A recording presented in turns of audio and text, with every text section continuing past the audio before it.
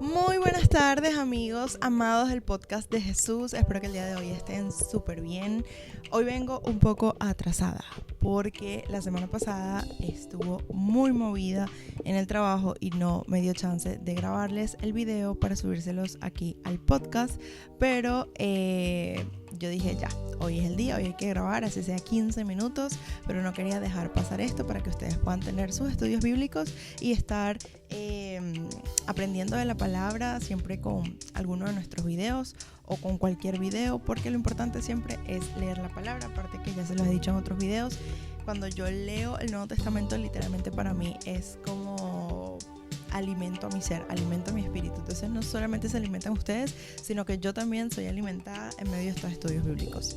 La semana pasada estuvimos dándoles un capítulo que habla de viviendo en la palabra, pero el día de hoy vamos a hablar de lo que es el capítulo 8 de Mateo, ¿ok? Así que busca tu Biblia, busca tu cuaderno, tus lápices, tus apuntes, un vasito de agua o un vasito de café y vamos a empezar el podcast de Jesús.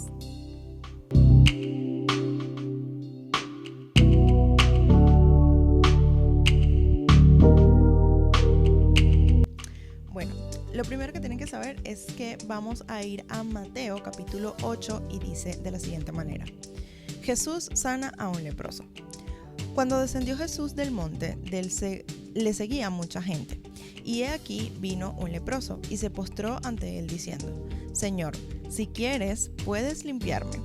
Jesús extendió la mano y le tocó diciendo: Quiero, sé limpio. Al instante su lepra desapareció. Entonces Jesús le dijo: Mira, no lo digas a nadie, sino ve, muéstrate al sacerdote y presenta la ofrenda que ordenó Moisés para testimonio a ellos. Y luego dice: Jesús sana al siervo de un centurión. Este capítulo va a estar bueno. Dice: entrando Jesús en Capernaum, vino a él un centurión rogándole. Para los que no saben, un centurión era como un militar romano, ¿ok? Entonces dice: entrando Jesús a Capernaum, vino a él un centurión rogándole y diciéndole: Señor, mi criado está postrado en la casa, paralítico, gravemente atormentado. Y Jesús le dijo: yo iré y le sanaré. Y luego, en la siguiente página, dice: respondió el centurión y dijo: Señor, no soy digno de que entres bajo mi techo, solamente di la palabra y mi criado sanará. Porque también yo soy hombre bajo autoridad y tengo bajo mis órdenes soldados, y digo a este: ve, y él va, y al otro: ven, y viene, y a mi siervo: haz esto, y lo hace. Al oírlo Jesús se maravilló y dijo a los que le seguían: de cierto os digo que ni aun en Israel he hallado tanta fe. Y os digo que vendrán muchos del oriente y del occidente y se sentarán con Abraham, con Isaac y Jacob en el reino de los cielos. Mas los hijos del reino serán echados a las tinieblas de afuera. Allí será el lloro y el crujir de dientes. Entonces Jesús dijo al centurión: ve, y como creíste, te sea hecho. Y su criado fue sanado en aquella misma hora. Aquí vamos a ver muchos milagros, ¿ok? De parte de Jesús. Vamos a seguirlos leyendo y ya de último vamos desmenuzando uno por uno, ¿ok? Luego el siguiente dice: Jesús sana a la suegra de Pedro. Vino Jesús a la casa de Pedro y vio a la suegra de este postrada en la cama, con fiebre. Y tocó su mano y la fiebre la dejó y ella se levantó y le servía. Y cuando llegó la noche trajeron a él a muchos endemoniados, y con la palabra echó fuera a los demonios, y sanó a todos los enfermos, para que se cumpliese lo dicho por el profeta Isaías, cuando dijo: Él mismo tomó nuestras enfermedades y llevó nuestras dolencias. Viéndose Jesús rodeado de mucha gente, mandó a pasar al otro lado, y vino un escriba y dijo: Maestro, te seguiré a donde quiere que vayas. Jesús le dijo: las zorras tienen guaridas y las aves del cielo nidos, mas el Hijo del Hombre no tiene donde recostar su cabeza. Otro de sus discípulos le dijo: Señor, permíteme que vaya primero y entierre a mi padre. Jesús le dijo: sígueme, para que los muertos entierren a sus muertos. ¿Saben qué? Creo que lo voy a dejar hasta aquí para no leerles tantos párrafos y luego quedamos así como que, porque está largo el capítulo. Entonces vamos a ir de nuevo al principio, en el que dice que Jesús sana al leproso. Y fíjate que dice de la siguiente manera. A mí me gusta mucho porque Jesús no fue y le dijo así como que, bueno, mira, ¿sabes qué? Párate y muéstrale a todos lo que yo he hecho. O sea, él no hizo eso. Él más bien le dijo, mira, no le digas a nadie. O sea, estamos hablando de que la lepra es una enfermedad que se nota. O sea, se nota a simple vista. Cuando alguien tiene lepra, tú te das cuenta porque hay llagas en su cuerpo. Entonces yo me imagino a esta persona supremamente llena de llagas, que tenía toda su vida sufriendo de esto, y de repente viene alguien y te sana. O sea, al momento él fue sano, al momento yo no sé si su piel cambiaría, si su piel se quedaría como con costras o no, pero fue sanado. Y era notable. De hecho, esta escena, saben que yo siempre les hablo del podcast de Jesús, así que esta escena también la pueden ver en el podcast de Jesús, en The Chosen, y allí ven cómo Jesús lo toca, lo sana y luego todo el mundo se queda maravillado porque ya su piel no era así escamosa. Entonces, a mí me gustó mucho este capítulo porque nos muestra la humildad de Jesús. Que creo que hemos venido hablando de esto a lo largo también del podcast pasado, de que muchas veces Jesús, pudiendo jactarse de tantas cosas, pudiendo ser y hacer tantas cosas, él decidió ser un hombre sencillo, un hombre humilde, que no tenía nada de qué jactarse literalmente. Y aquí con tremendo milagro, porque es un tremendo milagro que aparte era muy poco habitual y que nadie nunca había hecho. Todavía le dice, no le digas a nadie, porque también en el momento pues no era el tiempo, pero le dijo, no le digas a nadie, sino ve y muéstrate al sacerdote.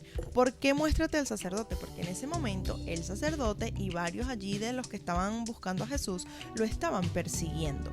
Entonces cuando Jesús le dice, ve y muéstrate a él, el sacerdote sabe que él era una persona que hace mucho tiempo ya tenía lepra, y cuando él lo fuese a ver, se iba a maravillar y iba a ser evidente que esto era el poder de Dios, que esto era poder del Espíritu Santo, o sea, que esa obra venía de Dios, es lo que quiero decir. Entonces, por eso el Señor lo manda a donde el sacerdote, porque estos lo estaban persiguiendo, porque ellos decían que Jesús era un mentiroso, que era un blasfemo, que él no era el Hijo de Dios, que era un hechicero, que aquí, que acá, y Jesús estaba empezando a hacer todos los milagros que hemos escuchado, sanar personas, revivir personas, etcétera, etcétera. Pero me llama la atención eso, que la humildad de él decir, todavía no se lo muestres a nadie, primero ve donde el sacerdote y enséñale, porque Jesús sabía que el sacerdote básicamente le iba a callar la boca cuando él llegara y estuviese sano. Y esto iba a ser para testimonio de ellos. Es decir, iban a tener un testimonio que hablaba que lo que Jesús decía de él en ese momento era cierto, que él no mentía y que él es el Hijo de Dios. Luego,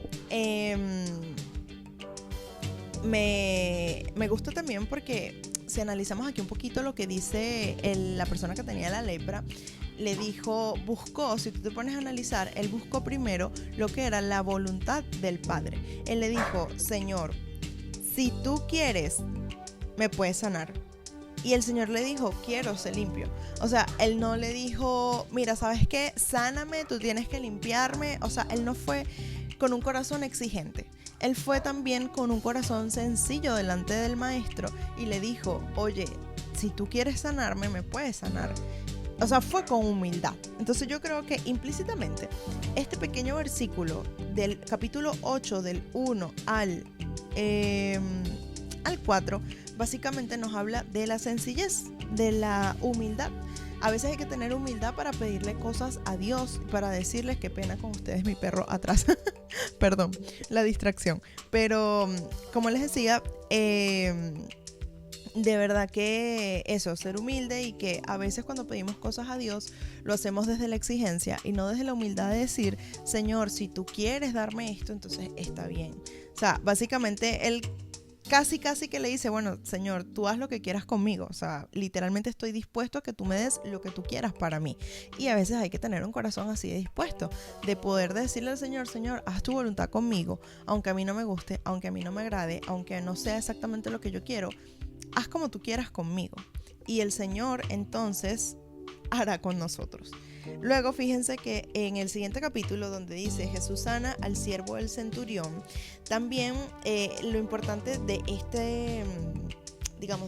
este párrafo es que entendamos cuál era la fe que tenía el centurión o que tenía este militar romano. Porque él tenía fe, porque él le dijo, Señor, o sea, se supone que si tú eres Dios, si tú eres el Hijo de Dios, si tú eres una persona que hace tantos milagros y que hace tantas cosas grandes, solamente con que tú abras la boca y lo digas, ya va a suceder. O sea, él creía que él era el Hijo de Dios, porque él no estaba pensando o esperando, mira, ¿sabes qué? Tú tienes que ir y tú tocarlo directamente para que mi hijo sea sano. Que por cierto, ese criado no era directamente hijo del militar, sino que era como un hijo de su esposa que él lo criaba. Por eso es que le dice el criado, ¿ok? Igual en la serie The Chosen pueden ver mejor estos detalles.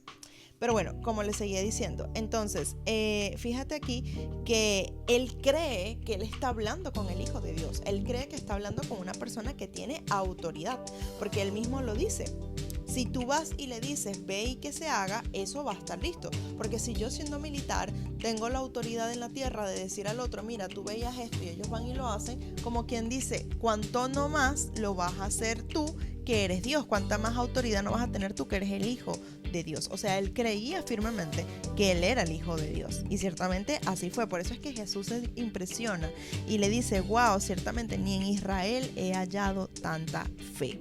Y por eso ni siquiera Jesús mismo fue hasta el sitio, sino que él mismo empezó a sanarlo desde ese momento. Y cuando él fue, ya el niño estaba sano. Luego dice, Jesús sana a la suegra de Pedro. Ok, recordemos que Pedro estaba casado, o sea, ya vivía con su esposa y tenía su suegra. Y su suegra también pues estaba allí.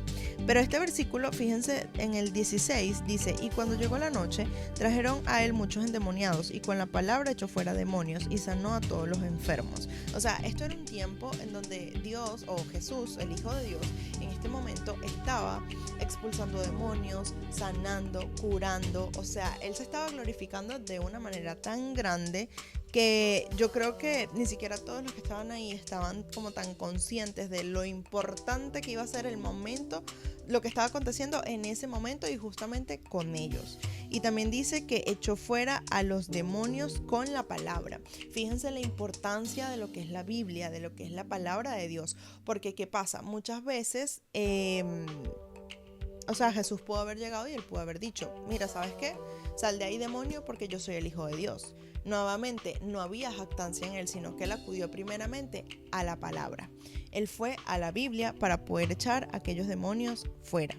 Y también estaba haciendo el cumplimiento. De hecho, el versículo 17 dice, para que se cumpliese lo dicho por el profeta Isaías, cuando dijo, él mismo tomó nuestras enfermedades y llevó nuestras dolencias. Eso también me recuerda a que la Biblia tiene un hilo conductor desde el principio. Literalmente desde el Génesis hay una promesa de que iba a venir un Mesías que iba a ser nuestro Salvador, que iba a ser el que nos iba a reconciliar con Dios. Y esto me recuerda a ese hilo conductual que empieza desde el Génesis hasta el Apocalipsis, y que toda la Biblia confirma que Jesús es el Hijo de Dios. Y lo más impresionante es que es un libro que fue hecho en diferentes tiempos, con diferentes personas, y todos hablan del mismo Dios, con las mismas características, y que es un Dios fiel que cumple sus promesas, porque Dios incluso a su Hijo lo prometió y lo cumplió, ¿ok? Entonces, impresionante cómo el Señor Jesús, siendo el Señor Jesús, acudió a la palabra para echar fuera demonios y también para dejarnos a nosotros el ejemplo de cómo nosotros tenemos que hacer las cosas en todo sentido, literalmente. Luego dice, los que querían seguir a Jesús, viéndose Jesús rodeado de mucha gente, mandó a pasar al otro lado, y vino un escriba y le dijo, maestro, te seguiré donde quiera que vayas.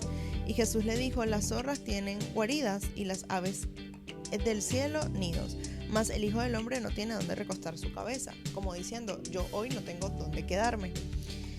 Y otro de sus discípulos le dijo, Señor, permíteme que vaya primero y entierre a mi padre. Y Jesús le dijo, sígueme, deja que los muertos entierren a sus muertos. ¿Por qué el Señor, ustedes creen que aquí dice, sígueme, deja que los muertos entierren a los muertos? Él lo dice porque hay muchas veces que Dios va a tocar la puerta de nuestro corazón y Él va a medir qué tanta disponibilidad tenemos nosotros para Él. Hay muchas muchas veces que Él llega y toca nuestro corazón y nosotros lo primero que decimos es, ya va, todavía no, espérate, porque tengo que trabajar, espérate porque tengo mi familia, espérate porque tengo mi hijo, espérate porque tengo que cumplir mis sueños, espérate porque tengo que hacer esto. Y cuando el Señor te llama, tú simplemente tienes que aprovecharlo y ya, porque el maestro te está llamando. Es como cuando te llama el presidente. Si a ti te llama el presidente, tú dejas de hacer lo que sea que estás haciendo y te vas, porque la persona que te llama es una autoridad, ¿correcto? Exactamente pasa con Dios. Es como una analogía. El Señor, cuando toca la puerta de tu corazón, tienes que obedecer. Presta tu corazón y tus oídos para lo que el Señor te quiera decir o por qué razón Él te está llamando. Porque Él no, o sea, Él toca la puerta de nuestro corazón, pero Él también mide la disponibilidad que nosotros podemos entregarle a Él. Entonces, por eso le dice, deja que los muertos entierren a los muertos. ¿Y por qué se refiere a que los muertos entierren a sus muertos? No se refiere a que vivimos en un mundo de zombies o algo por el estilo, sino que ciertamente cuando tú estás en el mundo y tú no tienes a Jesús, tú no conoces a Dios, tú no conoces al Espíritu Santo ni nada que tenga que ver con Dios, literalmente tú estás muerto en vida. Literalmente, o sea, es como que Jesús es la fuente de agua viva y la Biblia lo dice, Él es la fuente de agua viva. Entonces, si tú no estás conectado a la fuente de agua viva, tú estás muerto, o sea, estás en automático, literalmente, estás viviendo como por vivir, pero dentro de ti tus huesos están secos. Por eso dice, deja que los muertos, o sea, los que están viviendo en automático, que no tienen a Cristo, vayan y entierren a sus muertos, porque Él ya estaba llamando a esta persona y le estaba diciendo, sígueme, es decir, que le decía sígueme, ya no iba a ser más un muerto. Luego dice, aquí viene un versículo que no hemos leído. Jesús calma la tempestad. Versículo 23. Y entrando en él, la barca, sus discípulos le siguieron.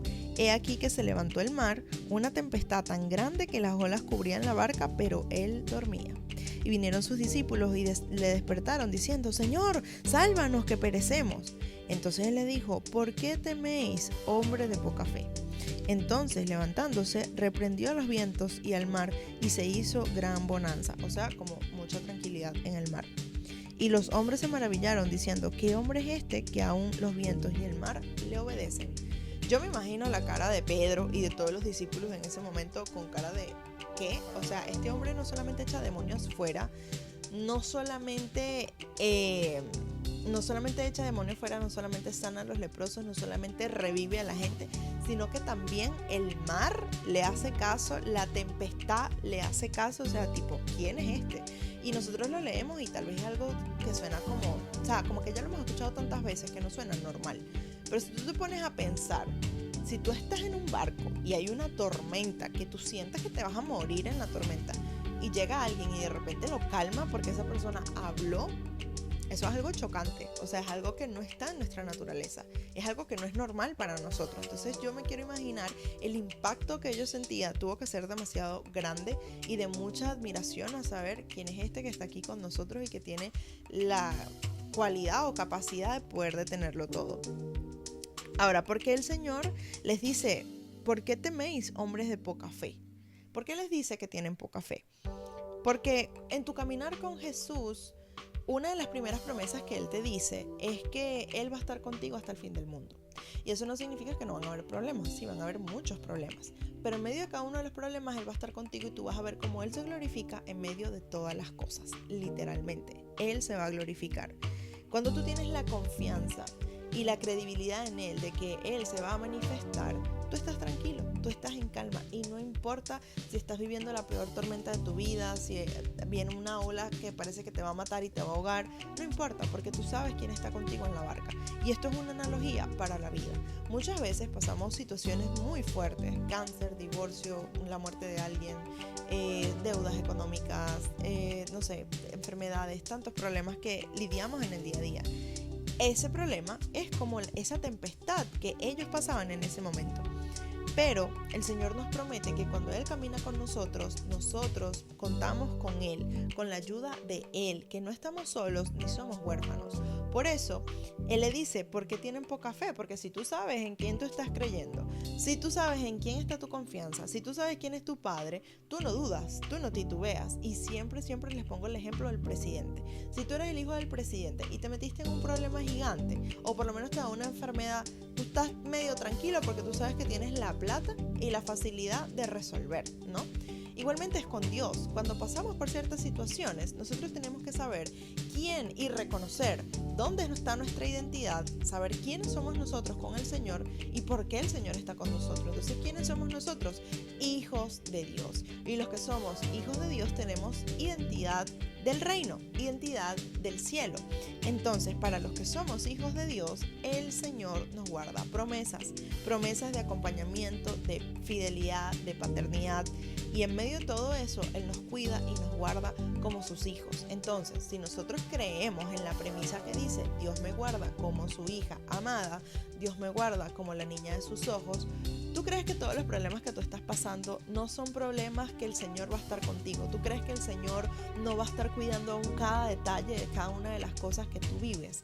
Él lo va a hacer, Él lo está haciendo, solamente que muchas veces no lo entiendes y no lo ves. Y ahí es donde viene el que uno tiene que tener mucho discernimiento para saber a quién escuchar, si tus propios pensamientos, si tu propia voz, o creer en lo que dice la palabra, o creer en las palabras que el Señor y las promesas que el Señor ha guardado para ti en este tiempo. Entonces, por eso Él siempre le dice, ¿por qué teméis, hombres de poca fe?